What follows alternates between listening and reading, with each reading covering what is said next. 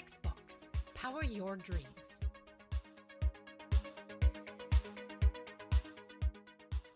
Mountain Dew Game Fuel Mystic Punch. Redeem points for gaming rewards and exclusive items in Diablo 4. NVIDIA GeForce RTX 40 series and NVIDIA Reflex, the highest FPS and lowest latency on PC. Secret Lab, award-winning comfort engineered to support your every move. Experience the ultimate performance gaming seat. HyperX, we're all gamers.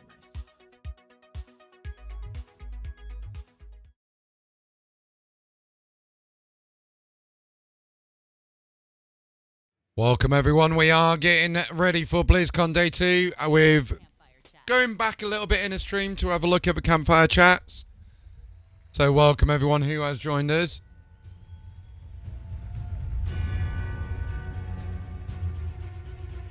We'll give you all the camera on as well.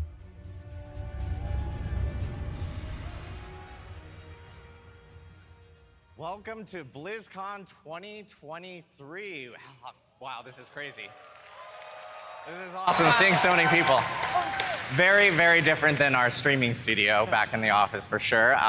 But thank you all for joining us on a very special version of Diablo's Campfire Chat. We kicked off this program as a live stream, as you all know, and it's an amazing feeling to see us actually do this here in front of a live audience now at BlizzCon. We have some news to share with you, and before we get into it, I do want to welcome and learn more about our wonderful panelists here for today's Campfire Chat. So let's go right into it. Brent. Hi, everybody. This is your first. This is Brent's first time up here. Can you tell us a little bit about yourself? Wardrobe. I know. Look, it's for a very good reason. Okay. Don't worry. Green We're breaking for- a little for- color tradition up here. Green for Diablo. Yeah. Right. Yeah, so my name is Brent Gibson. I'm an associate game director on Diablo 4. I Nice was to a meet part you. of the Vicarious Visions team that came together with Team 3 a couple years ago to make Diablo 4. And I'm really excited to be up here today to talk a little bit about the expansion coming up. Yes, the expansion. Ooh.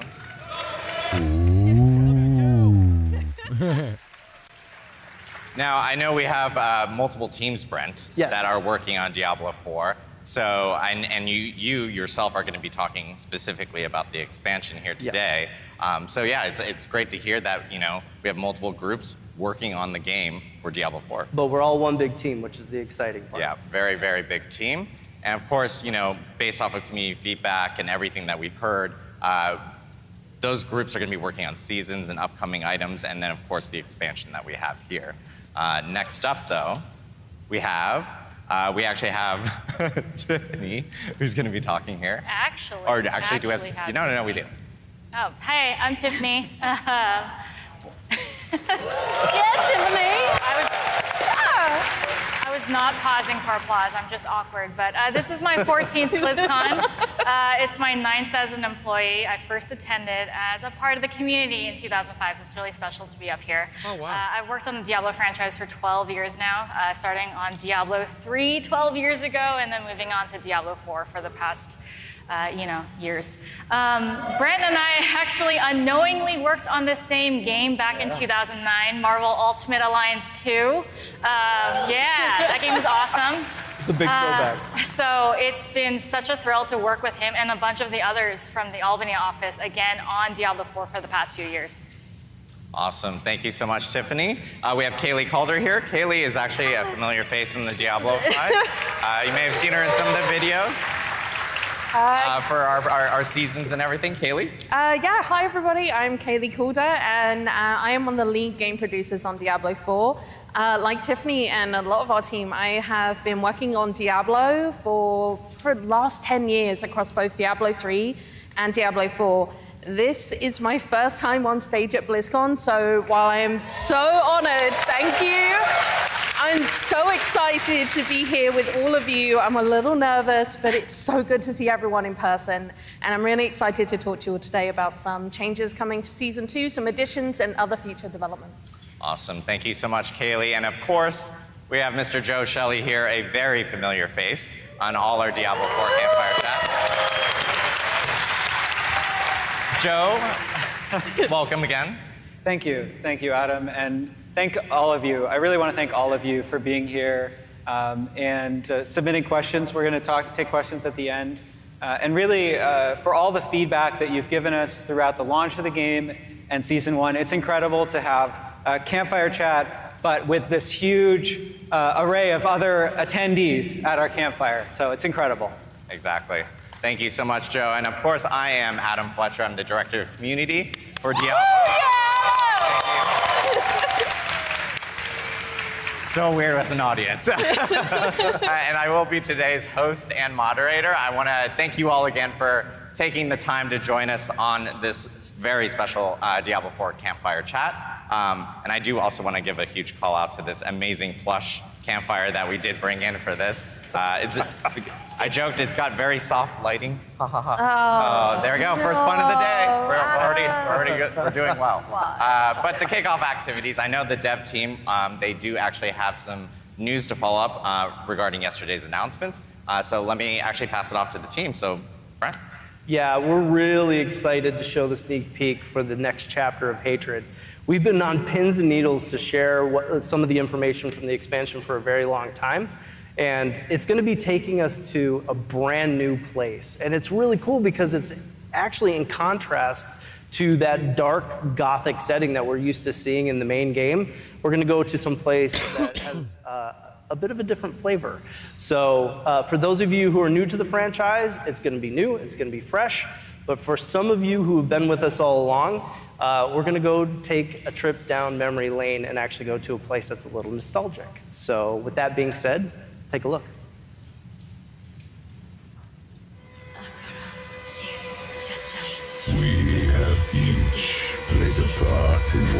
We have each played a part in what has become. Abdicated your choice. Abdication of choices with choices of abdications. And with every step she takes, I grow stronger.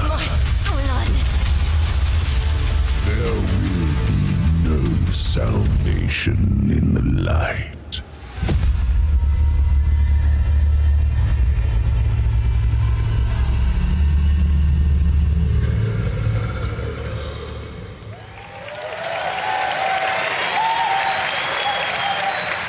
There we have it. It's so cool to see on the big stage, you know, Diablo 4, Vessel of Hatred coming in late 2024. Yeah. I mean, Brent, what does an expansion mean for Diablo 4? Well, first off, I want to talk a little bit about breaking the color convention. You've been giving me I've got green shoes all on. sorts of grief over my green jacket. I like the green. Yeah, so for us, expansions are important because it's a great opportunity to take one big cohesive step forward.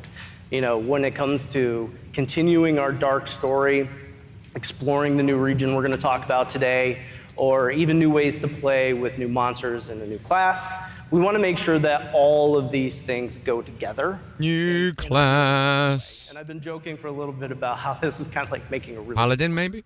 right?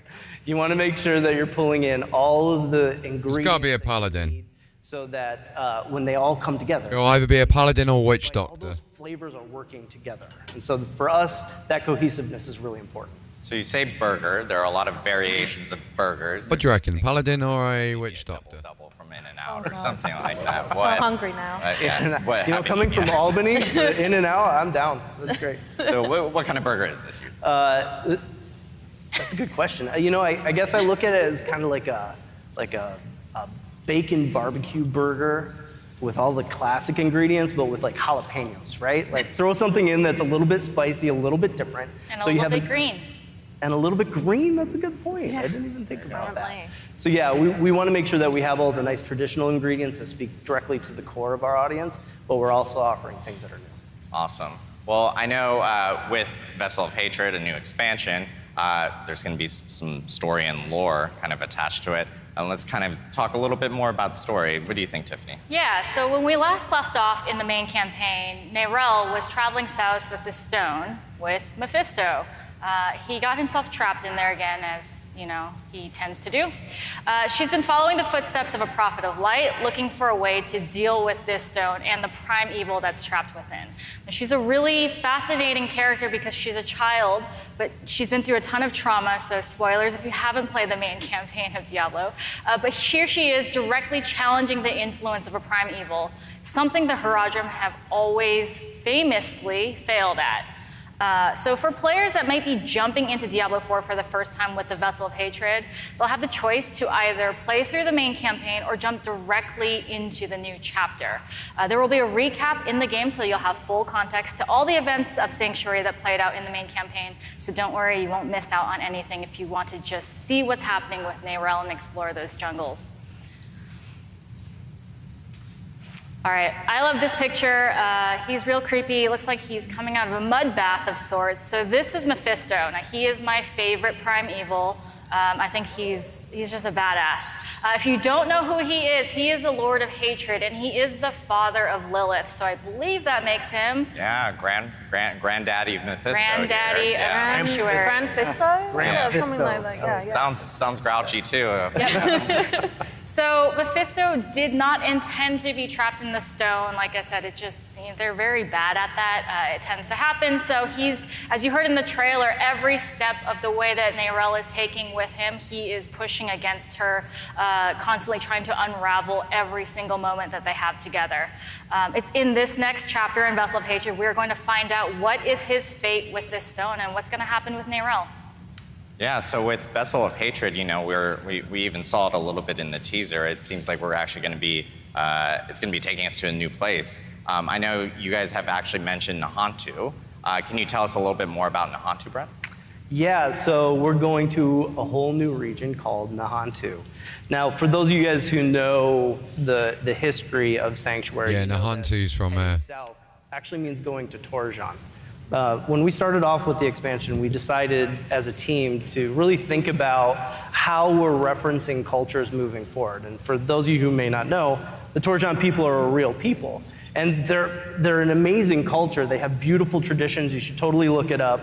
But for us as creatives, we want to make sure that we're always in a position where we're being inspired by, as opposed to lifting from. And so because of that, we decided to review some of our names and make some changes.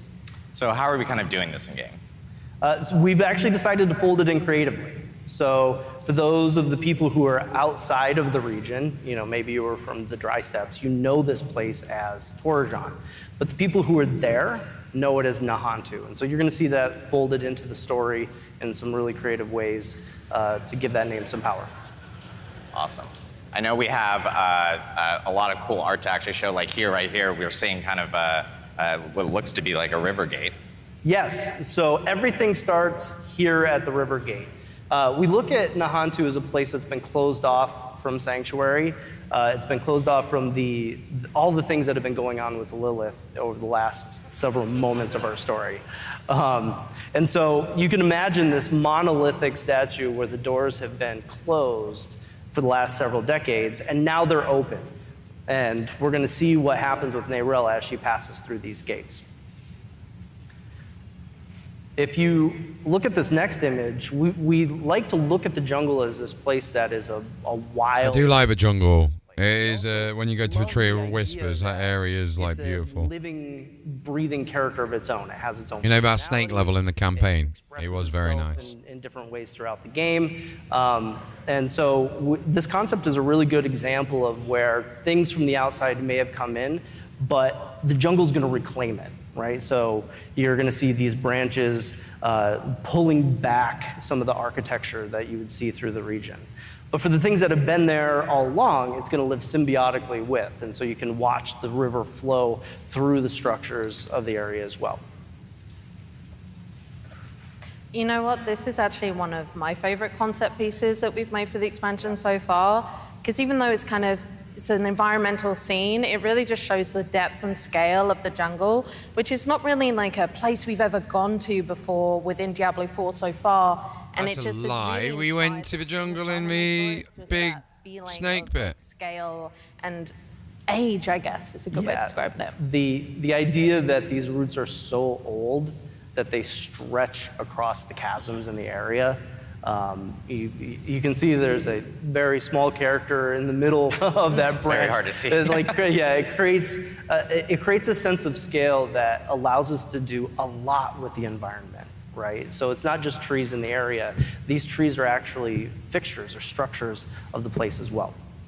You know, we've seen a lot of environments, and I know there's a lot of also architecture here in the haunt too. So can you show us a little bit more about that as well? Yeah, so this is a great image that starts to show how we wanted to integrate a lot of the natural features of the world. Am I wrong in saying that, guys and girls? I swear we've had the jungles before. This piece right here. All of this starts from a place called Kurast. So for those of you who've been with us for a while, Kurast is an iconic place that sits in the heart of the jungle. And it's not just a town, it's not just the capital, it's a sprawling city. So you can imagine a lot of these structural elements popping up all over the place, spreading across the entire jungle. And this is just one piece that shows the potential of that. If you take a look at this next one, I love this. This is one of my favorite concepts of the entire package. This is a perfect example on how we're folding in that living, breathing jungle into the architecture. I got to give a huge shout out to the team. The level of detail that we put into this is absolutely incredible. They pay attention to our environments just as much as one of our characters. So all the detail that we put into Lilith or Inarius is the same amount of detail as you would see in a piece like this. So big shout out to the team for what they can do. Yeah. So I know you shared a little bit about like Kurast, and you know it's a very recognizable place, like or in the Diablo history. Like, can you get into a little bit more detail for us of like some of these maybe recognizable places that we'll kind of come across? Yeah, I love to talk about these next few concepts here. So I was a big player of Diablo 2 myself, so you may recognize some of these places. We keep talking about bringing you back somewhere nostalgic. So we're going to start with the dock towns. So you can visit the original Kurast docks from D2 in Act 3. And through time, it's changed. It's been 72 years since the events of Diablo 2 in the world of Sanctuary. It has been 72 years in real life. So I'm excited to jump in there and see what the denizens have been up to, see if there's anybody that's still around from the past 72 years. And like Brent and Kaylee were saying earlier, a concept piece like this really gives me this incredible sense of scale in the world of Sanctuary, and I'm super excited to explore areas like that. We know that locations like this really set the tone for successfully delivering on that nostalgia and embracing that legacy of the Diablo universe. So the capital Kurast is something that we've always wanted to know more about. So this is a clip that's actually from the teaser that we've showed you a couple times now. And this is that incredible ziggurat with really, really creepy Grandpa Mephisto talking over it. So we've always wanted to know what's under the ziggurat. What's amazing about this is that for the dev team, this is one of the earliest sources of inspiration when we started working on the expansion. And so seeing it make all the way from original concept into the actual teaser that we showed this weekend. One more really, really cool place to show you.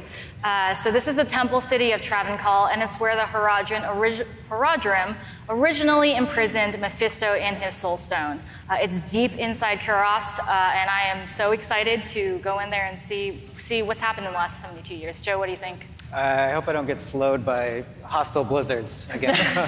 But it's going to be really cool to dive under Travancore and sort of revisit that area. It's such a memorable area from D3.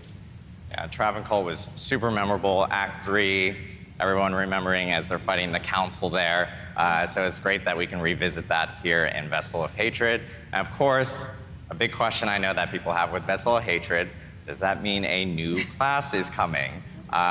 Brent, do you have any more info that you can share potentially? I'm sure a few of you have been on Reddit asking questions about the new class. It's the #1 question we've been getting all week. You know, when we started off, we were still making the main game. And I'm really proud of the fact that we delivered 5 classic classes, right? We got that great feeling of all of them spread around the campfire. It felt really, really good. And so when we're talking about the expansion, we had a decision to make. We're kind of at a crossroads of, do we do another classic, or do we do something new? And the team really thought about it hard, and we felt we have a responsibility to actually bring new things to Sanctuary. Like, this game is really big, this world is very big. We need to continue to broaden it, and so we made the choice to go with something new. So you're saying new here. Okay. And we're seeing a lot of jungle environments, obviously. Yes. So does that for sure rules out something like the Witch Doctor? Yes, that for sure rules out the Witch It's Doctor. absolutely a brand new class. It is not the Witch Doctor. All right. We've been hearing a lot of like, it might still be the Witch Doctor. I'm pretty sure we said new class. So awesome. That was great that we got to see kind of like, and get a little bit more information about Diablo 4 Vessel of Hatred. Again, Diablo 4 Vessel of Hatred is coming out in late 2024. We'll actually have more news next summer about Diablo 4 Vessel of Hatred. Green. It's great.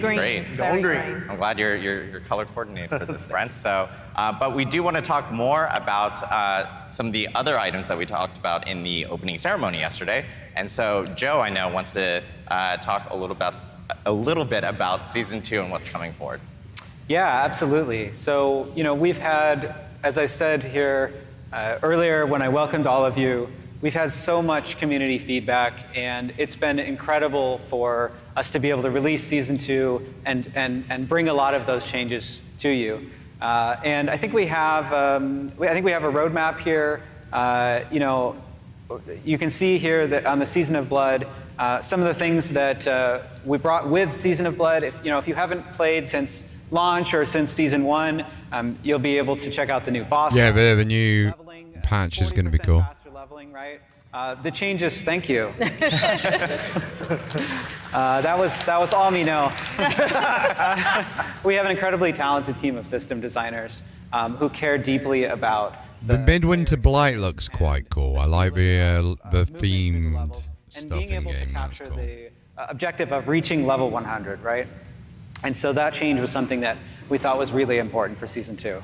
But we also changed things like the way that item power scales, right? So that as you fight more difficult monsters, you can get more powerful loot, including some of those uber uniques from Duriel. Yes. And so many other quality of life changes. The mount, I think, is transformed. And that's not all we have in store for Season 2. Like we were talking about in the opening ceremonies, we made some announcements, and we want to get into more detail about those here today. And a little bit of a sneak peek at, you can see here, Season of, I'm going to say the orange text. Yes, that's definitely a final name. Yeah. Final name. No, we're not quite ready to release the season name, but we have a sneak peek of the some orange features text. coming with leaderboards and the gauntlets. So we're really excited to talk about those. Let's jump into it. Yeah, so we're going to kick things off with some updates to Season 2 that are coming really, really soon. Literally this coming Tuesday, November 7th, we are going to be adding new unique rings, which were called the Malignant Rings. Developing I heard about these Season 2 is yesterday. an opportunity for us to look for ways to bring things back that you, our players, really enjoyed and really engaged with. It doesn't mean that we'll bring things back from every season, but we will look for opportunities, especially when the community is letting us know how much they enjoyed it, and also we also had a lot of fun with these. This also is an opportunity for us to kind of revisit those powers, because these are coming not just on to the season, but also to the Eternal realm. So these powers you're about to see on these rings, we've tweaked them slightly so that they work with the other uniques in the game, but we feel they're really going to add something for each class and kind of continue on building their kit and that fantasy. You're going to be able to get these by defeating Varshan, so I hope everyone's been saving their materials. You do have a little bit of time to farm more if you didn't. So yeah, with that said, we're actually going to move to the next image, and we're going to take a look at these. So I originally was going to talk to Brent about his rogue, but when we started doing this, he saw the barbarian ring and switched on me. I'm sorry. I Just threw the the whole worst. thing But off. so for our rogues out there, for those of you, use your subterfuge skills. It's going to spawn a decoy. It's going to taunt enemies, and then it's going to explode for a really nice amount of damage. Think you're going to have a lot of fun. Adam, this is for you and the rest of the sorcerers out there. Yes, ball lightning crew. Yeah. Well, okay, maybe this will, you'll try something a little different than just ball lightning. For the sorcerer, each unique element that you deal damage with is going to give you increased damage, and then dealing elemental damage again is just going to refresh that duration. So sling fireballs, lightning ball as well, and keep increasing that damage. We have 3 more classes to take a look at. So next up now is the Barbarian. So for our Barbarians out there, when you use, there you are, I knew you were out there somewhere. When you next cast Hammer of the Ancients, Upheaval, or Death Blow, it's guaranteed to be a crit. And that crit's gonna deal bonus critical strike damage as well. Exactly, so hit them hard and hit them often, guys. And I definitely know there's a few druids out there, you guys who don't want to forget about you, exactly. Oh, Druid's got the loudest crowd here. I know, represent druids. So for druids, when you are casting your ultimate skill, it is going to draw enemies in and deal a huge amount of damage based on your willpower. It will do that when you cast your ultimate and then 5 seconds after. And then lastly, the Necromancer. Necromancers, rise up!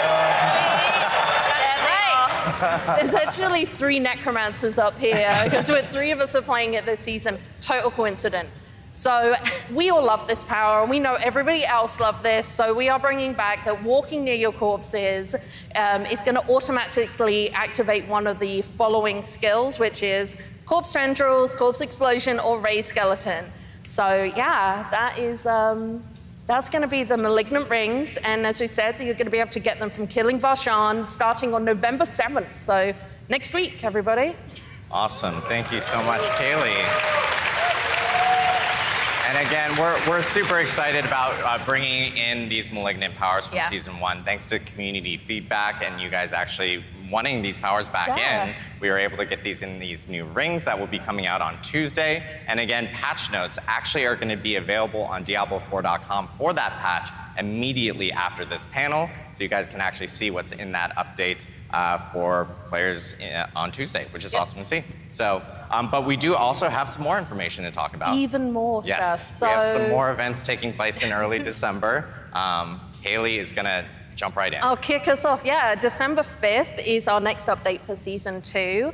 And we've got some additional updates coming in, some quality of life things, and then something Joe is going to talk about. But I'm going to talk about some additional changes to the Occultist. Chris mentioned this yesterday in opening ceremony. So for those of you who may not know, enchanting is what allows you to replace an affix on an item with another. And those that are familiar with it will notice when you go and visit from December 5th, there is a new view affix, possible affixes button. I can't remember it. Yeah, view possible affixes. And when you click on that, it's going to give you a list of the affixes that one could roll into. So that way you're not kind of just blindly guessing and hoping that the one you've picked is going to give you. We think this update, along with the gold changes we have made, is really going to help everybody optimize their builds and continue to have fun in the end game. We have also heard feedback about affixes and how some of them aren't serving you in the ways you want. We do have plans to talk about both changes to affixes and itemization in the future, but we're not quite ready to talk about it right now. Yeah, that's right. This is a really important change, and itemization is one of the, itemization and endgame are the 2 things that we're laser focused on right now. We're going to talk a little bit more about that right up here next with Avatar Zir. Yeah, and you know, it's awesome to see these occultist changes because obviously community feedback has been, we've heard you guys like that it, you know, blindly choosing different affixes has been very, very difficult, but with the changes with the cost plus this will be much better, and this update, of course, hitting on December 5th. But other feedback that we've heard a lot about, and Joe knows this as well, has been about endgame. And so I know you wanted to talk a little bit about a new kind of end game feature that's coming in Season 2. So Joe, yeah, do you want to talk a little bit about? Yeah, so we want to add more endgame, and then we want to add some more endgame, and then Some more? we're going to add more endgame. Yeah, we're going to add some more after That's that. right, Okay, that's okay, right, yeah, okay. yeah. And in particular, permanent or evergreen endgame features that extend the challenges and reward opportunities from 50 to 100 and after you've reached 100. And so Abattoir of Zir is a 100 plus new thing that we're trying here. This is a seasonal endgame event. So it's temporary, and we're really interested in paying attention to how all of you run through it and your feedback on it for the future of, maybe we'll bring it back. We'll see how it goes. But you probably want to know more about it than just staring at this red portal, right?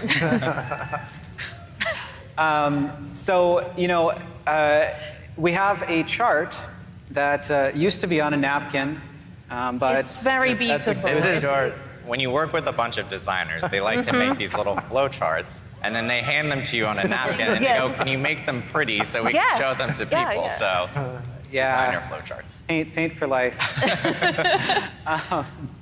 So you can see here how the flow of Abattoir of Zir will work.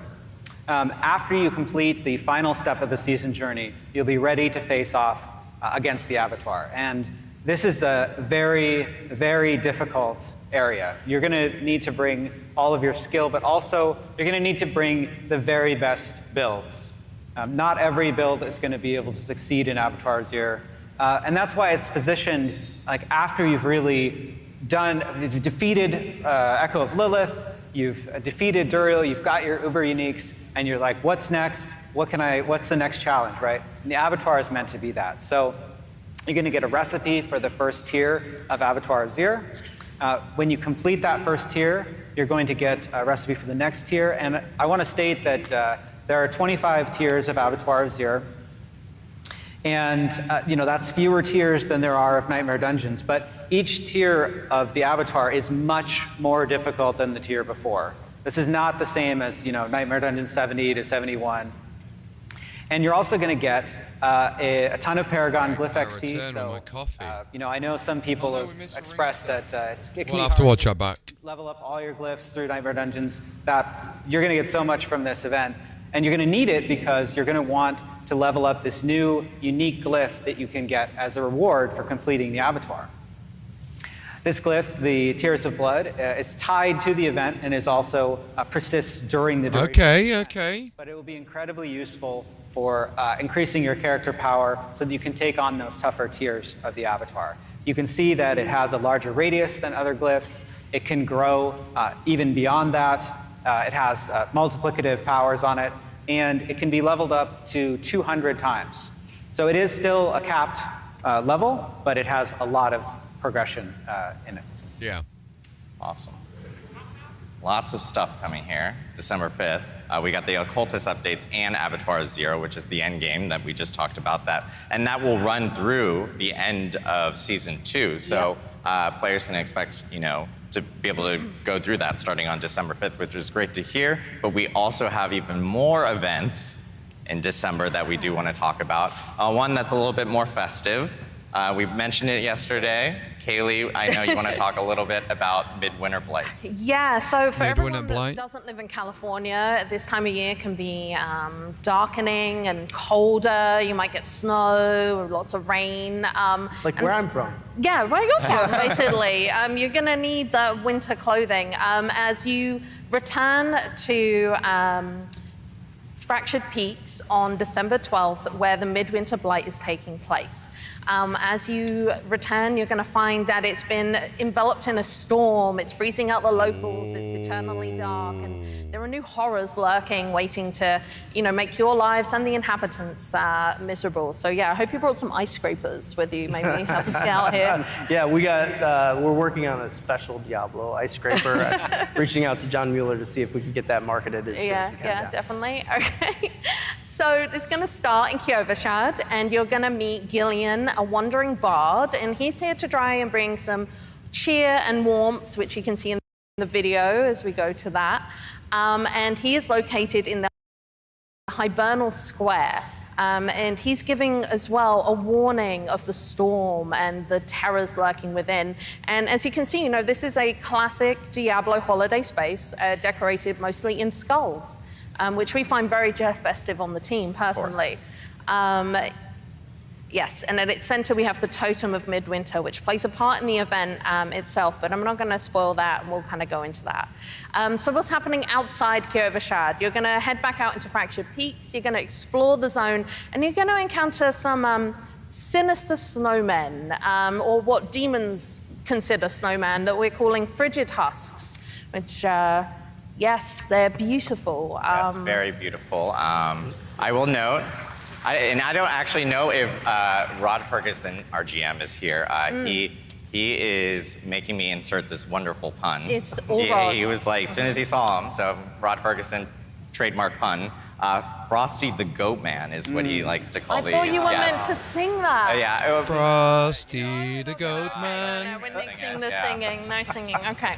All right, so who's building these? I mentioned demons, so you're going to see some familiar faces, but they're under a new allegiance. These Blight Fiends have new tricks, new ways to terrorize and harass both you and the locals, and they're just generally causing mischief and terror under the orders of their leader, who is the Red Cloaked Horror.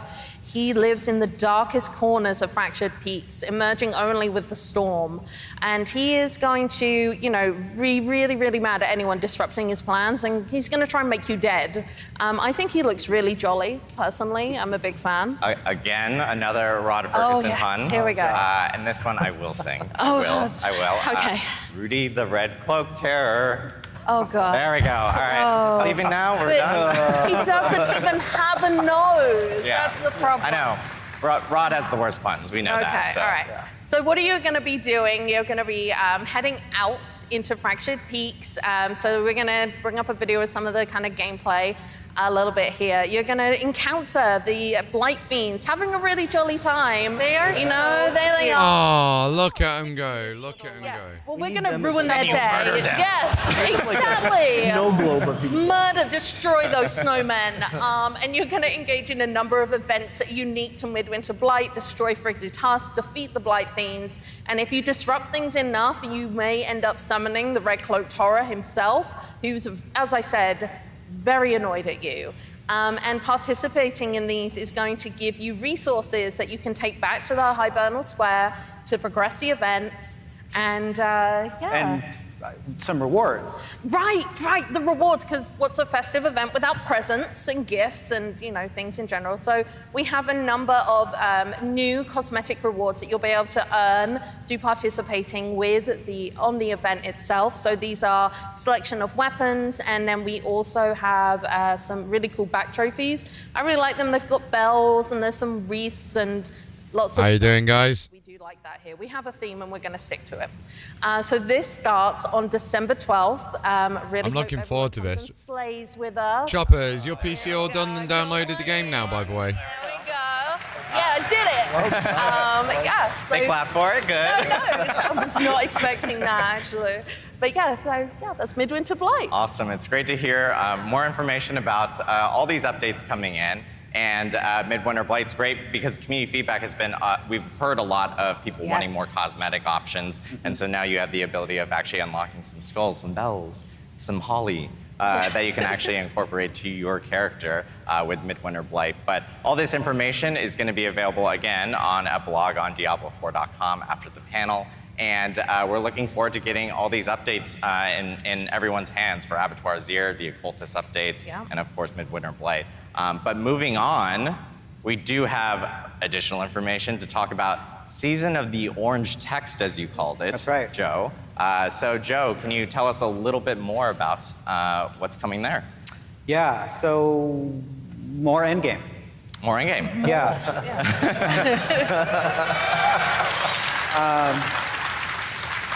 This is such a cool piece. This is relevant to the season, and I'm excited to find out what happens with this guy. But I want to talk a little bit about one part of season 3, and there will be many more parts of Season 3. We're going to talk about these This is the BlizzCon future D4 campfire updates. chats. But We're we about wanted to 10 talk a minutes little bit delayed about, at the moment, but leaderboard-driven trials. He wants it. This guy wants no, it. because you so we're gonna said make bored and meh. Thanks, Guy. We weren't going to make it, but.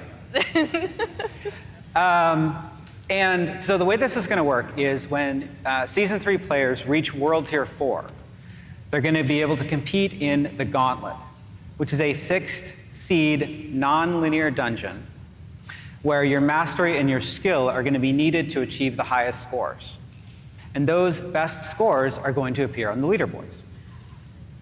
Now, every time you enter the Gauntlet, it's going to be exactly the same. That means the monsters and their positions, the layouts, the affixes. And because it's non-linear, you have some choices about how you're going to progress through to maximize your score. And of course, if you're playing in a party, you can choose like which direction each party member is going to go, and you really have an opportunity to optimize it. Loot will drop at the end of the timer, so you don't have to worry about picking it up on the way. And as you're killing monsters and you're opening chests, you're going to get instead these pickups called Proofs of Might. They drop from all of this types of content, and you'll have a limited amount of time to collect as many as possible to maximize your score. So at the beginning of each week, a new gauntlet is going to replace the current one, and the leaderboards will reset. Now, this is an image of the solo barbarian ladder we can see here. I want to caution that it is in development content, so some things may change by the time we get to Season 3, but we wanted to show off, to really give all of you an idea, a visual idea of like how this is going to play out. And you can also see on this next image that we have a number of filters. So there are solo leaderboards for each class, as well as party leaderboards that vary with party size, of course, hardcore leaderboards. And then when you look at the leaderboards, you'll be able to filter them globally or by platform. You can filter by your friends or your clan. So I know I'm better than Brent. Yeah, I mean, I'm right here. You don't have to talk to me. If you played Barb, you would be able to. Oh, ooh. It's fair. Necros are better. That's why we have the Barb leaderboard. So, I mentioned that these leaderboards will reset every week, but the very best players from each week's leaderboard are going to be recorded in the Hall of Ancients. This is a permanent leaderboard that will cement their legacy. And you don't just have to be the very top ranking on the leaderboards to participate in the Gauntlet. All World Tier 4 players will be able to take their shot at participating in the Gauntlet and progressing to the leaderboard. So that means you don't have to be level 100 to participate at all? No, you don't. In fact, if you look at this wonderful UI that we have up here, you can see that as you're leveling up and competing in the Gauntlet and getting higher and higher score, you'll earn these seals. And as you are earning these seals, you'll be able to climb up until eventually you get to the Seal of the Worthy, and then you'll be able to jump into the leaderboard. And you can show these off on your character profile in game. Awesome. Very cool.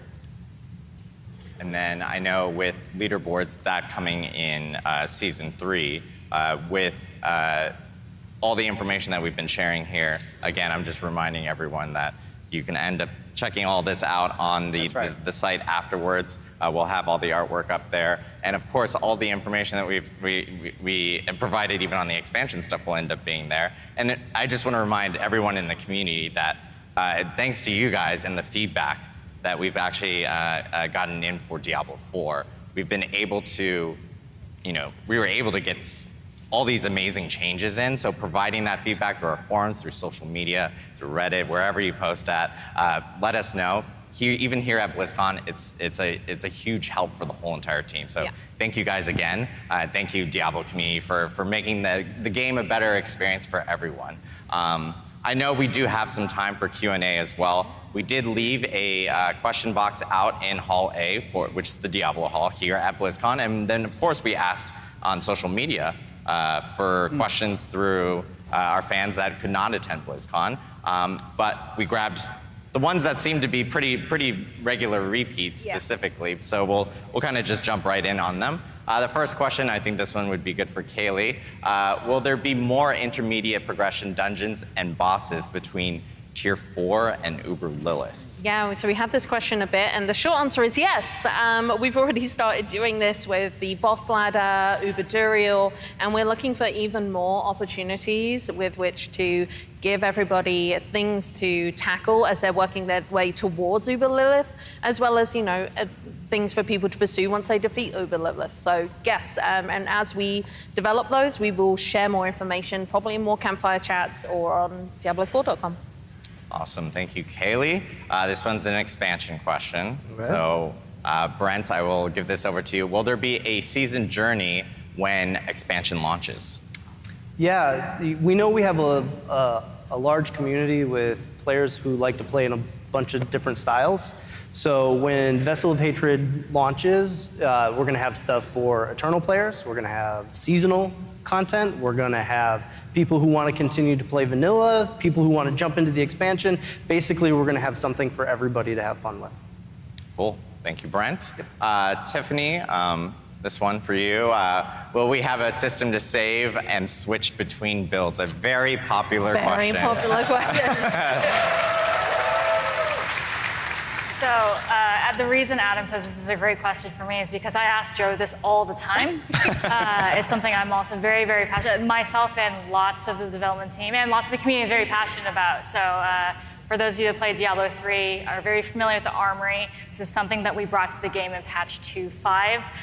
And so we've been talking about it for a very long time. There's so many different things, so many activities, like so much room for activities in Sanctuary, and so many different things to be doing, whether you're playing by yourself, playing with a group, PvP, et cetera, et cetera. There's Paragon board customization, there's build customization, there's outfit customization, what gear you're wearing. So we want to be able to have an easy way to switch between those so you can keep playing and keep, min-maxing all of your experiences while you're in the game. So we have nothing to announce in terms of when it's coming, but it's something that we're talking about all the time and hoping to bring to Diablo 4 as soon as we possibly can. Awesome. I know it's a thing that a lot of people in the community have been asking for, and being able to switch between different builds and everything and have that saved. It's something that the team most definitely is working on. Next question we have is from someone who's actually attending here at BlizzCon and is actually a content creator, was in our opening ceremony as well. In the opening ceremony reel. From Don the Crown, and I think he actually made like a decision to come to BlizzCon like 24 hours before BlizzCon started. Wow. So he could be here right now. He could be here right now. We just really wanted to ask this question. Yes, exactly. But I will say this question also came from a lot of people. But Don the Crown asked, do you intend to add more sources of living steel to the game? Oh, yeah. Yeah, that grinning demon, right? Yes. Yeah. He sucks. Yeah.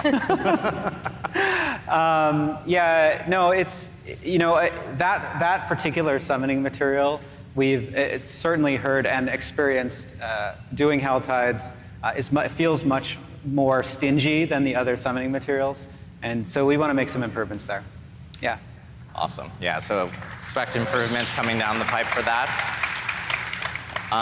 And by the way, I just want to thank everyone for not putting your names in the box, because I would have completely screwed up half the names in there, as I normally do. So I appreciate people who do not put their names on there. You're the best. Last thing I need to do is butcher that in front of like 5,000 people. Will the expansion feature a group finder or global chats? As social features, I know we've heard a lot of questions about. Brent? Yeah. Social's a really big part of the game, and we see what everybody's doing with how they're leveraging trade chat to kind of work around some things. Our social team finds this incredibly important, right? Like, we got a lot of different ways to play the game, and we want to make sure that all of your communities can find each other and come together. And so we actually have to really get some tools in there to get to that point where everybody has a really smooth social experience. And so our goal is to make sure that we get as many of those tools in place before we actually get to the expansion. Yeah, and I really want to make a special call out to, we have an entire part of our team who are focused on social and the player experience, and they are so dedicated and so enthusiastic and are just amazing people to work with, and they're paying attention to the things that everybody's talking about and need, and trying to figure out the best plan to get those kind of things to you in the best time frame. Awesome. Thank you, Brent. Thank you, Kaylee. And then we have a kind of a last question here. This is from Knox, wherever you are here at BlizzCon. What are your plans? There we go. There he We is. found him. What are your plans for itemization moving forward? A very, very popular question. The question. The question. The question for Joe Shelley. Yes.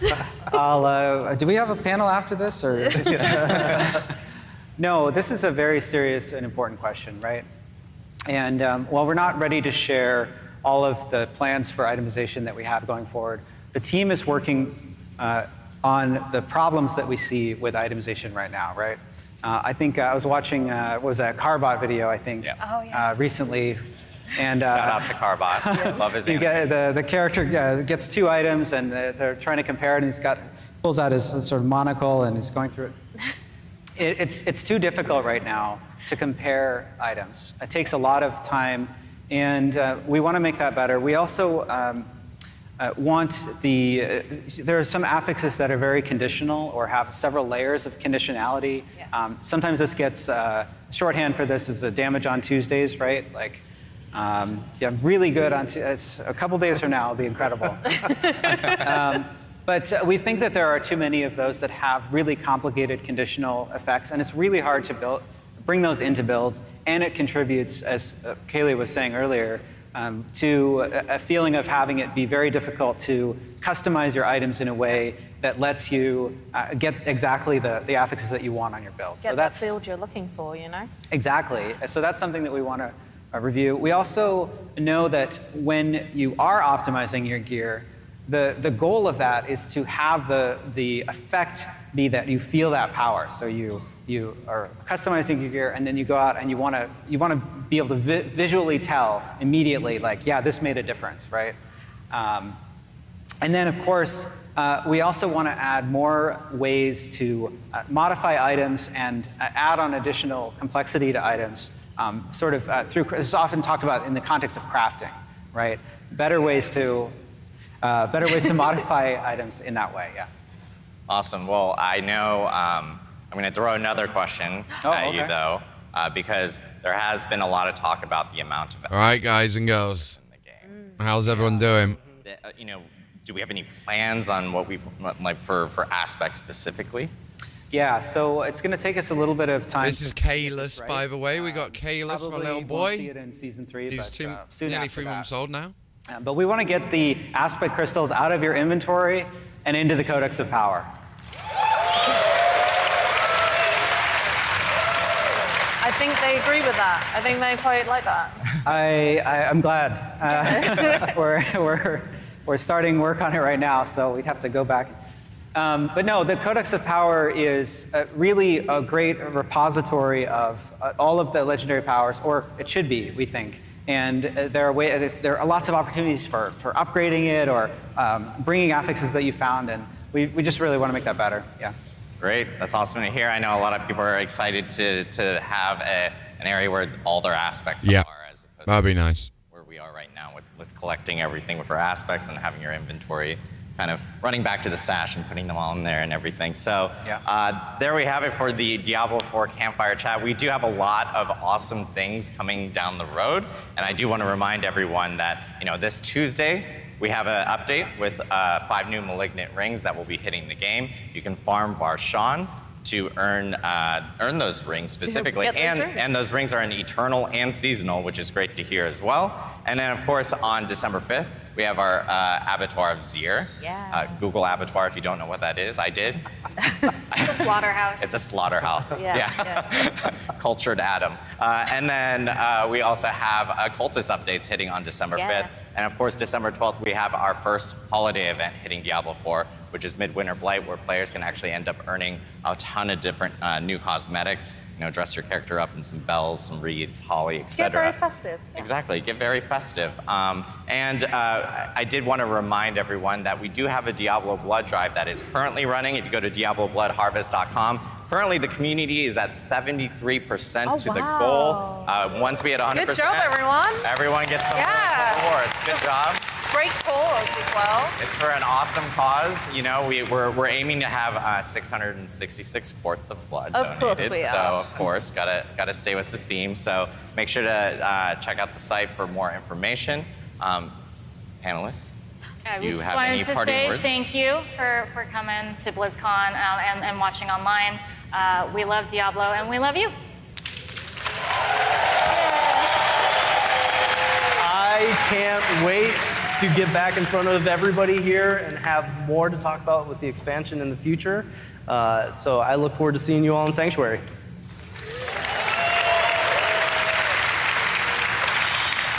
You know, I just want to thank all of our passionate players, and you know, we listen to everything that you're saying, and it's been so awesome to reveal Season of Blood and be able to bring some of those changes back, and then to come here and to be able to tell you about all the things that are more things that are coming in Season of Blood and in future seasons and in Vessel of Hatred. Yeah, Drew. Yeah, I just want to say thank you everyone for making this an amazing experience to be up here. Also, hi Mum and Dad, surprise, yes, I'm on the panel. I didn't tell them. But I mostly want to call out our amazing team, who many of them are working here at BlizzCon, who you may have met down in Hall A, they're doing signing, and everyone who's is actually still back at the office, or well, would be, it's the weekend, they're not working. But everyone across all the spaces that we have and across the team in general. Awesome.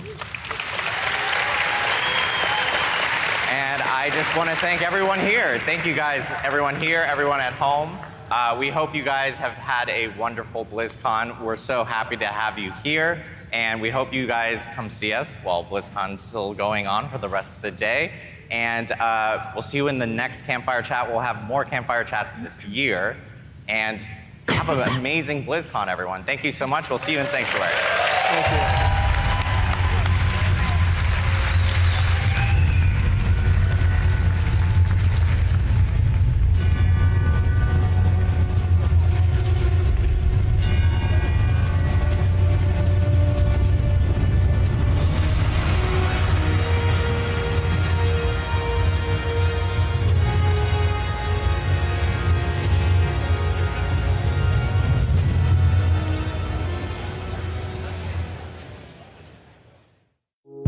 BlizzCon 2023 would like to thank our partners. Xbox, power your dreams. Omen, game life.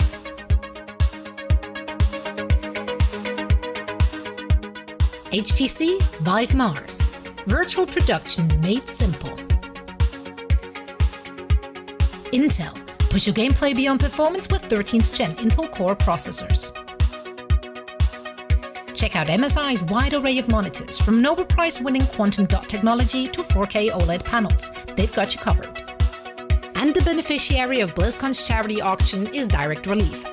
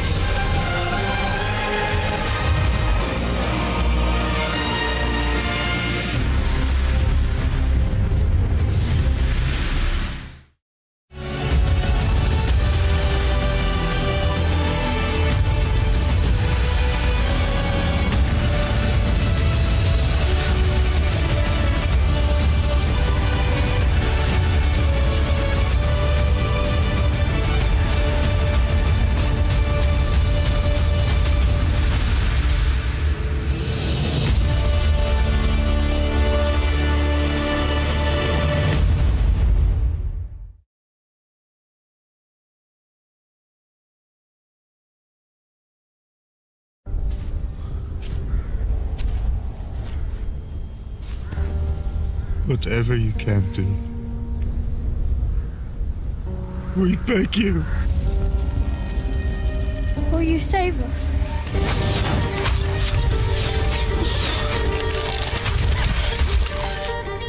Will you make them suffer?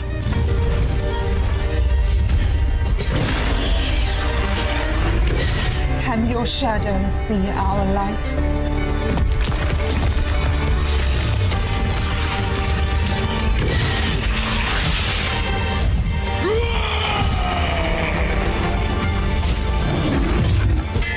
Will you fight the darkness? Please, Emmett, her!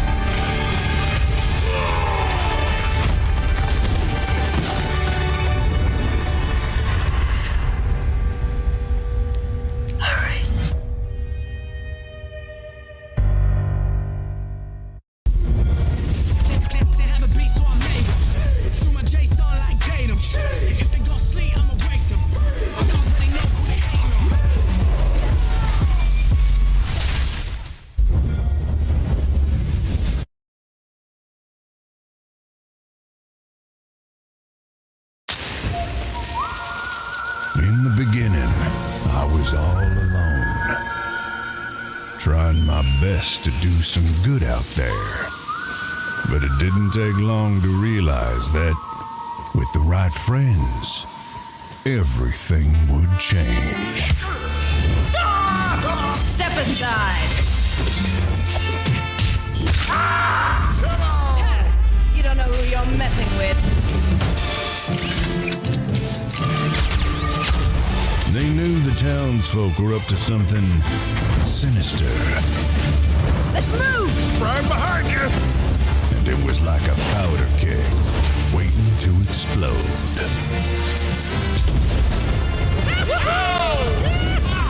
We did it! No. Oh, nuts. As it turned out, I had the right backup waiting for me, just when I needed it. Let's do this. You got it, partner.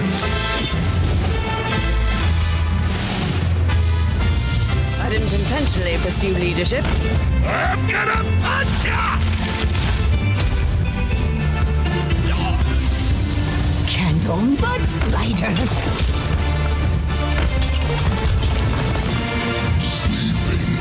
Let's show these fine folks some Badland hospitality. Well, looking for a standoff? Careful, it's against me.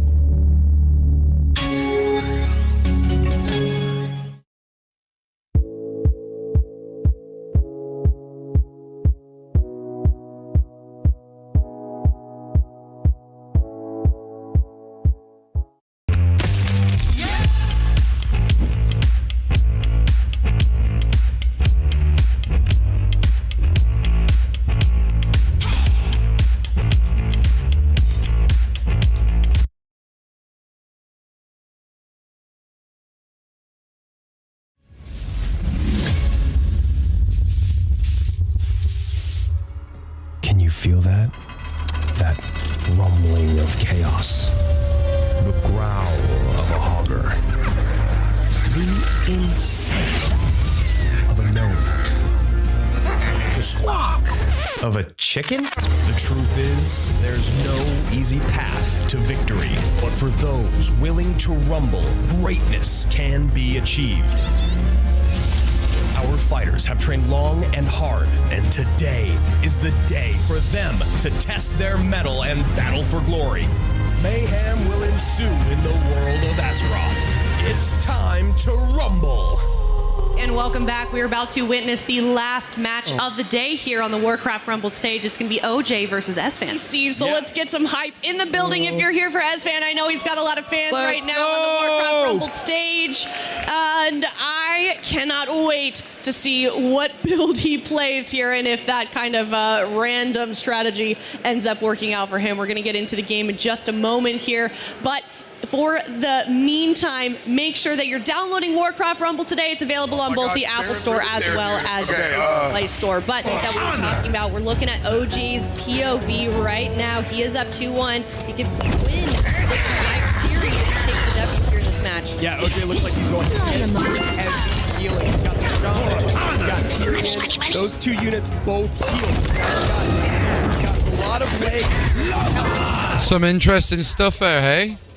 That is really the question. I mean, you can have... I think that's all of the Diablo stuff now covered, I believe. Just like we saw in that last game. So, OJ right now setting up resources. I think that is, yeah, that's all the Diablo stuff covered. Which means... Please. What's this? Oh, it's doing the weird jumpy thing. It was doing this yesterday. After a while, it does this jumping. Whatever you can do, we beg you. Will you save us? Will you save us? I am a rogue. Will you make them suffer?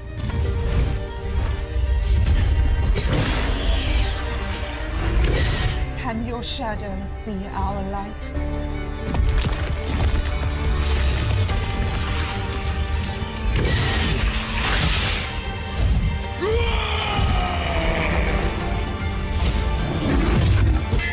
Will you fight the darkness?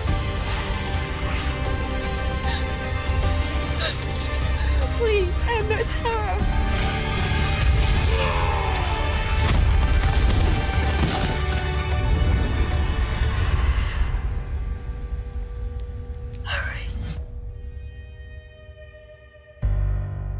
Get a D4.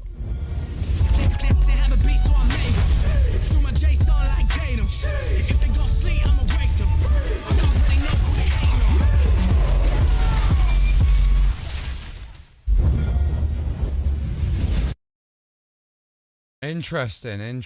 So,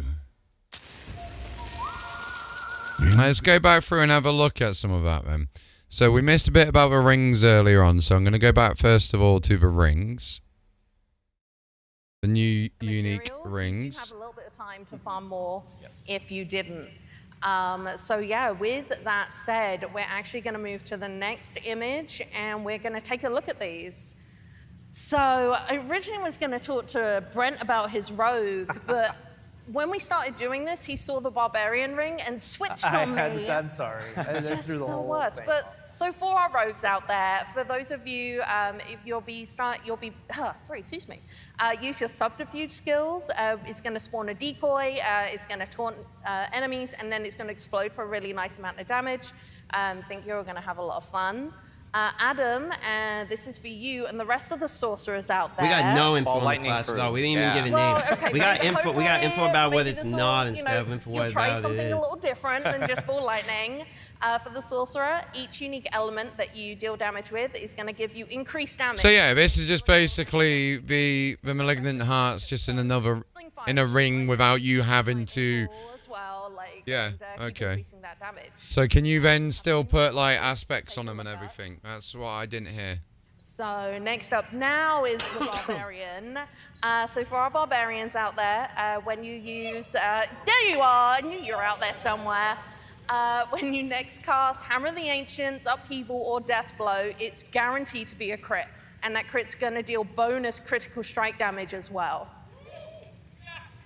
Exactly, so hit them hard and hit them often, guys. And I definitely know there's a few druids out there, you guys who don't want to forget about you. Exactly. Yeah, I don't know. I just feel like... Represent druids. So for druids, when you are casting your ultimate skill, it is going to draw enemies in and deal a huge amount of damage based on your willpower. It will do that when you cast your ultimate and then 5 seconds after. And then lastly, the Necromancer. Necromancers, rise up! That's right. There's actually 3 Necromancers up here because 3 of us are playing it this season. Total coincidence. So we all love this power. We know everybody else loved this. So we are bringing back that walking near your corpses is going to automatically activate one of the following skills, which is Corpse Tendrils, Corpse Explosion, or Raise Skeleton.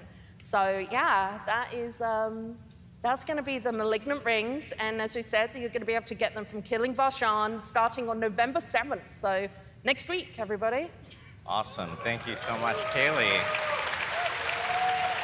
And again, we're super excited about bringing in these Malignant powers from Season 1. Thanks to community feedback and you guys actually wanting these powers back in, we were able to get these in these new rings that will be coming out on Tuesday. And again, patch notes actually are going to be available on Diablo4.com for that patch immediately after this panel. So you guys can actually see what's in that update for players on Tuesday, which is awesome to see. So, but we do also have some more information to talk about. Even more stuff. Yes, we have some more events taking place in early December. Kaylee is going to jump right in. I'll kick us off. Yeah, December 5th is our next update for Season 2. And we've got some additional updates coming in, some quality of life things, and then something Joe is going to talk about. But I'm going to talk about some additional changes to the Occultist. Chris mentioned this yesterday in opening ceremony. So for those of you who may not know, enchanting is what allows you to replace an affix on an item with another. And those that are familiar with it will notice when you go and visit from December 5th, there is a new view affix, possible affixes button. I can't remember it. Yeah, view possible affixes. And when you click on that, it's going to give you a list of the affixes that one could roll into. So that way you're not kind of just blindly guessing and hoping that the one you've picked is going to give you. We think this update, along with the gold changes we have made, is really going to help everybody optimize their builds and continue to have fun in the end game. We have also heard feedback about affixes and how some of them aren't serving you in the ways you want. We do have plans to talk about both changes to affixes and itemization in the future, but we're not quite ready to talk about it right now. Yeah, that's right. This is a really important change. Is it bugging you about saying affixes? Is it affixes? Or is it how you pronounce it, affix? Talk a little bit more about that right up here next with Avatar Zir. Yeah, and you know, it's awesome to see these occultist changes because obviously community feedback has been, we've heard you guys like that you know, blindly choosing different affixes has been very, very... It is affixes, I guess. With the cost plus this will be much better, and this update, of course, hitting on December 5th. But other feedback that we've heard a lot about, and Joe knows this as well, has been about endgame. And so I know you wanted to talk a little bit about a new kind of endgame feature that's coming in Season 2. So Joe, yeah, do you want to talk a little bit about?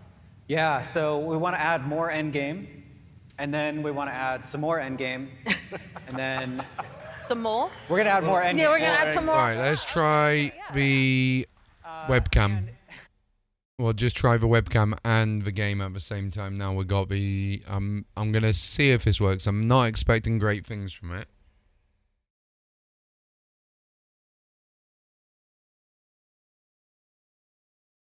Points and read them without much concrete details on how they fix them. Yeah, that's fair feedback.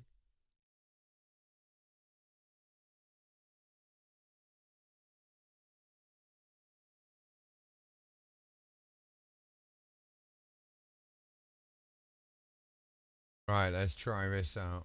So D4.